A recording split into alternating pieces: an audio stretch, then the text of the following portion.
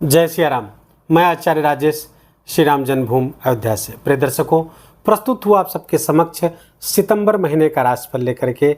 और आज नंबर है तुला राशि का। तुला राशि के जातकों के लिए जानेंगे सितंबर का महीना उनके लिए कैसा होगा उनका स्वास्थ्य, उनका धनागमन, धन संचयन, कितनी वेल्थ आपके आने वाली सितंबर महीने में, शिक्षा, संतान, प्रेम, प्यार, व्यापार, व्यवसाय, गृहस्थ जीवन, भाग्य और कैरियर, इन सब के बारे में विस्तार से जानेंगे। और साथ साथ उन अद्भुत उपायों के बारे में भी जानेंगे जो इतने सटीक हैं, जो इस सितंबर महीने को आपके लिए बेहद खास बना देंगे। तुला राशि के जातकों के लिए पहले बता दूं कि ये वीडियो आपके चंद्र राशि पर आधारित है। यदि आपके जन्म लग्न कुंडली में चंद्रमा 7 नंबर की राशि पर बैठा हुआ तो आपकी तुला राशि में। लेकिन यदि आपको अपनी चंद्र राशि नहीं पता है तो अपने प्रचलित नाम के आधार पर भी इस वीडियो को देखकर लाभ उठा सकते हैं। आइए प्रारंभ करें। इसके पहले आप सबसे पहले देखेंगे, सरसरी निगाह डालेंगे कि ग्रह इस महीने क्या योगा योग तुला राशि के जातकों के लिए बना रहे हैं। तुला राशि के जातकों के लिए राशि पर ही शुक्र मालव्य पंच महापुरुष राजयोग बना करके बैठे हैं। राशि के स्वामी राशि पर, अपनी मूल त्रिकोण राशि पर, और वो भी मालव्य पंच महापुरुष राजयोग बना करके, जो 5 बड़े पंच महापुरुष राजयोग हैं उसमें भौतिक सुख सुविधाओं, लग्जरी के लिए और भोग विलास के लिए जो सबसे उत्तरदायी कारक है वो शुक्र है। और मालव्य पंच महापुरुष राजयोग बना करके बैठे, बहुत शानदार गोचर होगा। लेकिन कब से बन रहा है ये? 18 सितंबर से बन रहा है। 18 सितंबर के पहले शुक्र 25 अगस्त से लेकर 18 सितंबर तक कहाँ रहेंगे? द्वादश स्थान पर। शुक्र एकमात्र ऐसा ग्रह है जो द्वादश स्थान पर जाकर के अच्छा फल देने लगता है। शुक्र को द्वादश का दोष नहीं लगता, तो फलतः शुक्र वहां भी अच्छा फल देंगे। भले नीच के हैं लेकिन ये विपरीत राजयोग में भी रहेंगे, तो फलतः शुक्र यहाँ पर अच्छे परिणाम देते हुए दिख रहे हैं। आपका धन स्थान, तृतीय स्थान और चतुर्थ स्थान खाली है। पंचम स्थान पर अपनी मूल त्रिकोण राशि पे शनिदेव विराजमान है। और शनिदेव वर्तमान में वक्री अवस्था में चल रहे हैं, जो नवंबर तक विराजमान रहेंगे, लगभग 18 नवंबर तक। राहु आपके 6ठे स्थान पर विराजमान है। 7वां स्थान खाली है। 8वां स्थान पर देवगुरु बृहस्पति का गोचर चल रहा है, जो 20 अगस्त से मृगशिरा नक्षत्र पर गोचर कर रहे हैं। मंगल आपके भाग्य स्थान पर विराजमान है। 10वां स्थान खाली है। एकादश स्थान लाभ स्थान पर सूर्य और बुध बैठे हैं। बुध सूर्य यहाँ पर विराजमान रहेंगे 16 सितंबर तक। 16 सितंबर के बाद वो गोचर करते हुए द्वादश स्थान पर कन्या राशि पर चले जाएंगे। लेकिन 16 सितंबर तक अपनी ही राशि पर रहेंगे। एकादश से एकादश स्थान पर रहेंगे, अच्छा गोचर है। बुध यहाँ पर 4 सितंबर से गोचर कर रहे हैं आपके एकादश स्थान पर, लाभ स्थान पर, और 4 सितंबर से 23 सितंबर तक यहाँ रहेंगे। और 23 सितंबर के बाद फिर जा करके आपके द्वादश स्थान पर गोचर कर जाएंगे। वहाँ पर अपनी उच्च राशि में होंगे और अपनी मूल त्रिकोण राशि में भी रहेंगे। और दूसरी बात कि यहाँ पर वो विपरीत राजयोग बना करके भी बैठेंगे। 7वें केतु भी है। द्वादश केतु स्पिरिचुअलिटी के मामले में अच्छा माना जाता है। तो ये रहा ग्रहों का पूरा योगा योग। अब जानते हैं कि इन ग्रहों का रिजल्ट क्या होगा। तो पहले हेल्थ को जानेंगे, स्वास्थ्य को जानेंगे, क्योंकि स्वास्थ्य हमारा सब कुछ है। स्वास्थ्य हमारा सबसे बड़ा धन है। और आपके स्वास्थ्य के स्वामी, आपके हेल्थ के स्वामी, आपके राशि के स्वामी शुक्र हैं। और शुक्र द्वादश स्थान पर गोचर कर रहे हैं। कब तक? 18 सितंबर तक द्वादश स्थान पर रहेंगे। फलतः कुछ प्रॉब्लम आपको हेल्थ इश्यूज आ सकती। कहाँ से? यूरिनरी ट्रैक से, या फिर डायबिटिक, अगर पहले से आप डायबिटिक हैं वहाँ समस्या आ सकती है। यूरिनरी की समस्या, यूटीआई आदि होने की संभावना रहेगी। पैंक्रियाज में कुछ प्रॉब्लम आपके हो सकती है। तो यहाँ पर थोड़ा सा अपने पेट का, अपने स्वास्थ्य का ख्याल रखना है। राहु आपके 6ठे स्थान पर गोचर कर रहे हैं। थोड़ा कॉन्स्टिपेशन की समस्या, पाइल्स आदि की समस्या बढ़ा सकते हैं तुला राशि के जातकों के लिए। तो थोड़ा सा सावधान यहाँ पर रहने की आपको आवश्यकता है। बाकी राहु 6ठे स्थान पर अच्छा परिणाम देगा। ये प्रतियोगी परीक्षाओं में विजय भी दिलाते भी आते हैं, तो उस पर बात करते हैं आगे चल के। स्वास्थ्य के लिहाज से थोड़ा सा अलर्ट रहने की आवश्यकता है, और बाकी कहीं कोई चिंता की बात नहीं है। अब आते धनागमन की स्थिति कैसी रहेगी। देखिए, धनागमन के स्वामी हैं आपके तुला राशि के जातकों के लिए सूर्यदेव। और सूर्यदेव अपनी ही राशि पर एकादश स्थान पर विराजमान है। फलतः 16 सितंबर तक तो कहने ही क्या, धनागमन अच्छा होता रहेगा, बशर्ते कि आपकी राशि में, आपकी लग्न कुंडली में कोई दशा, महादशा, अंतरदशा किसी बुरे ग्रह की न चल रही हो, बाधक ग्रह की न चल रही हो, तो ये धनागमन के लिए बहुत अच्छा योग बनाते हुए दिख रहे हैं। उसके बाद सूर्य द्वादश चले जाएंगे। धनेश का लाभेश का द्वादश जाना अच्छा नहीं माना जाता है, तो थोड़ा सा खर्चे बढ़ा देंगे आपके, जो आपकी आय व्यय का संतुलन गड़बड़ा सकता है। कब? 16 सितंबर के बाद भी, लेकिन अन्य ग्रह उसको संभाले रहेंगे। फॉरेन से जुड़े हुए हैं, विदेश से आप जुड़े हुए, तो वहाँ से आपको लाभ, धनागमन लगातार होता रहेगा। मल्टीनेशनल एमएनसीज में काम करते हैं अगर आप विदेश सेवा में काम करते हैं, या फिर आप कोई व्यापार व्यवसाय करते हैं एक्सपोर्ट इंपोर्ट का, उन सब में लाभ समग्रता से आपको हो रहेगा। पूरे सितंबर होता रहेगा। कुछ बड़े काम बनते हुए दिख रहे हैं। विदेश जाने की जिनकी तमन्ना थी, तुला राशि के जातकों की, विदेश जाना चाहते तो उनके लिए बहुत अच्छा सुअवसर सितंबर महीने में आ रहा है। खासकर 4 सितंबर के बाद उसका योग बनेगा और आप विदेश जाने के आपकी इच्छा पूरी हो सकती है। अपना प्रयास जोर से अपनी फाइल आदि आगे बढ़ाइए। धनेश मंगल है। मंगल कहाँ है? भाग्य स्थान पर गोचर कर रहे हैं। फलतः भाग्य से धनागमन, धन संचयन होता हुआ दिख रहा है। कुटुंब से धन का लाभ, पिता से, पैतृक संपत्ति से लाभ, धर्म से लाभ, आप ये यहाँ पे धन की वृद्धि होती हुई दिख रही है। यदि आप टीचर हैं, उपदेशक हैं, उन सबको जो उपदेश आदि देते हैं संत महात्मा हैं और तुला राशि के हैं, ज़बरदस्त समय ये रहेगा। हालांकि उनके लिए धन की बात करना निरर्थक है, लेकिन फिर भी ये समय वाणी से संबंधित चीज़ों के लिए बहुत अच्छा रहेगा, खासकर जब बुध उच्च के हो जाएंगे द्वादश स्थान पर तब।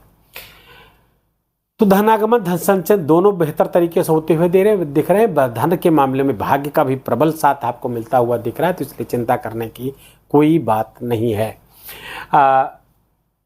कुछ बड़े धन लाभ आपको होते हुए दिख रहे हैं, लेकिन कुछ समस्याएं भी है। देखिए, अब आते हैं शिक्षा संतान पे आपके। तो आपके पंचमेश हुए शनिदेव, शनि पंचम पर जब गोचर करते हैं तो शनि ऐसा शनि पनौती शनि कहा जाता है, कंटक शनि कहा गया है साउथ इंडियन एस्ट्रोलॉजी में।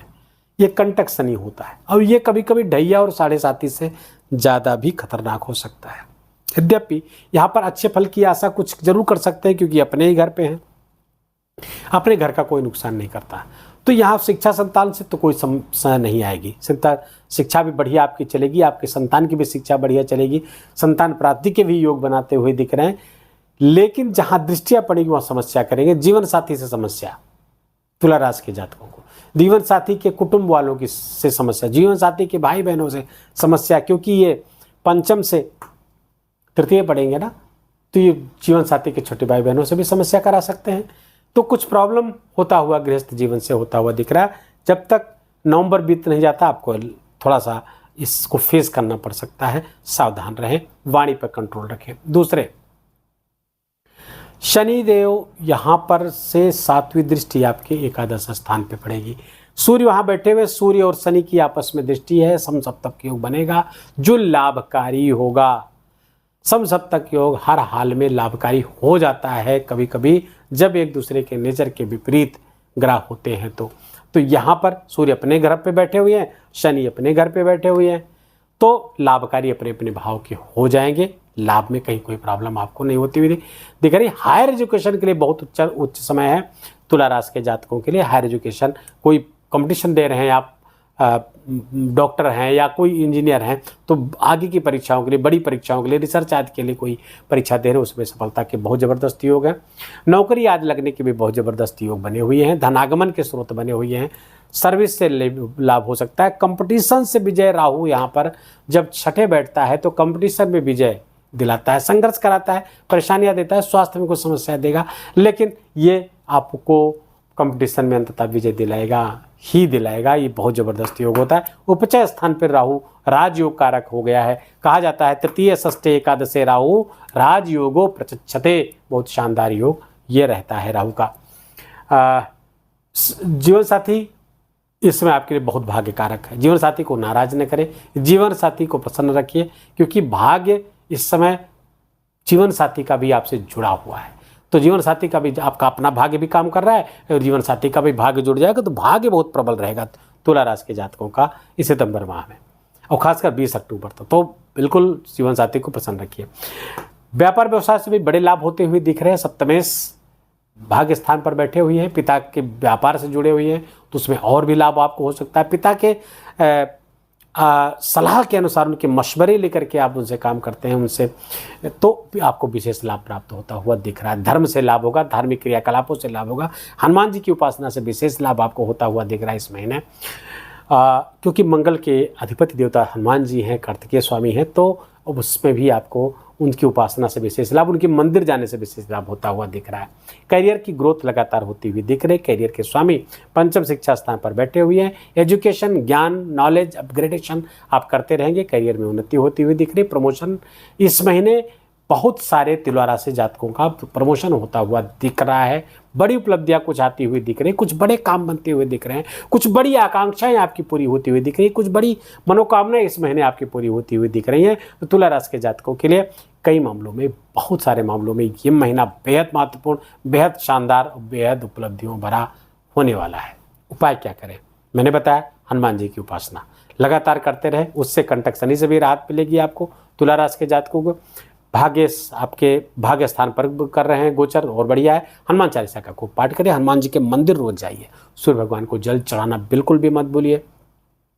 गायत्री मंत्र का जप करें, सूर्य भगवान को अर्घ देने के बाद आदित्य हृदय स्तोत्र का पाठ भी कर सकते हैं, या कोई बीज मंत्र का जाप कर सकते हैं। ओम ह्राम ह्रीम ह्रौं सा सूर्याय नमः, ओम घड़ी सूर्याय नमः, किस कोई मंत्र, या ओम भास्कराय विद्महे दिवाकराय धीमे तन्नः सूर्य प्रचोदयात्, सूर्य गायत्री है, इसका भी आप जप कर सकते हैं। सूर्य की कृपा आपके लिए बहुत आवश्यक है, क्योंकि आपके आय स्थान के स्वामी हैं, आय स्थान को बढ़ाए रखना है।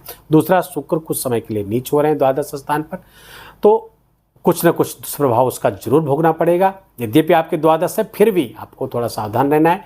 नहाने के पानी में गुलाब जल या कच्चा दूध मिला करके स्नान करिए, और सोमवार को और शुक्रवार को सफ़ेद पुष्प शिवलिंग पर चढ़ा करके भगवान शिव से अपने लिए आशीर्वाद की कामना करिए। गोचर महीना बहुत अच्छा, बहुत शानदार आपके लिए जाएगा। हो सके तो श्री सूक्त का भी पाठ कर लिया करिए, 1 बार या 3 बार, क्योंकि छोटा स्तोत्र है, 3 बार कर सकते हैं। यह रहा आपका सितंबर माह का राशिफल। कुछ व्रत बहुत महत्वपूर्ण है। देखिए, मैं इस वीडियो में उन्हीं व्रतों को शामिल करता हूं जो ज्योतिषीय दृष्टि से हमारे बहुत महत्वपूर्ण है, और एकादशी ज्योतिष की दृष्टि से बहुत ही महत्वपूर्ण पर्व हमारे लिए होता है, व्रत हमारे लिए होता है। शनि, राहु, चंद्रमा सब एक साथ सही होते हैं एकादशी व्रत से। पद्मा एकादशी 14 सितंबर नोट कर लीजिए। इंदिरा एकादशी 28 सितंबर को है, इसको भी नोट कर लीजिए। इन सब के अलावा पितृपक्ष शुरू हो रहा है 19 सितंबर से लेकर 2 अक्टूबर तक। पितृपक्ष में पितरों को श्राद्ध जरूर दीजिए, तर्पण जरूर दीजिए। पितर प्रसन्न रहेंगे तभी हमारे देवता और ग्रह भी प्रसन्न रहेंगे। अगर पितर नाराज रहेंगे तो कितना भी पूजा पाठ आप कर लीजिए, उसका कोई लाभ प्राप्त नहीं होगा। तो पितर हमारे प्रसन्न रहे, ऐसा उपाय करिए। वीडियो को भी यहीं विराम देंगे। तिथियों को नोट करते चले होंगे, हमें पूरा विश्वास है। जो हम तिथियां बता रहे थे, कौन कब ग्रह कहाँ जा रहा है, कब आपको सावधान रहना है, किन चीज़ों से सावधान रहे, सारी जो चर्चा की है, तिथियों को नोट करेंगे तब ज़्यादा आपको लाभ प्राप्त होगा।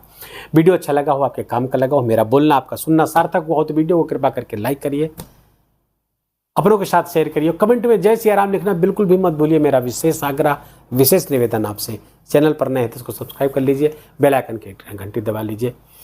शीघ्र ही हाजिर होते हैं पुनः नए विषय, नए वीडियो के लिए। तब तक अपना ख्याल रखिए, अपनों का ख्याल रखिए, माता पिता की खूब सेवा करके उनका आशीर्वाद लीजिए। जय जय सिया राम।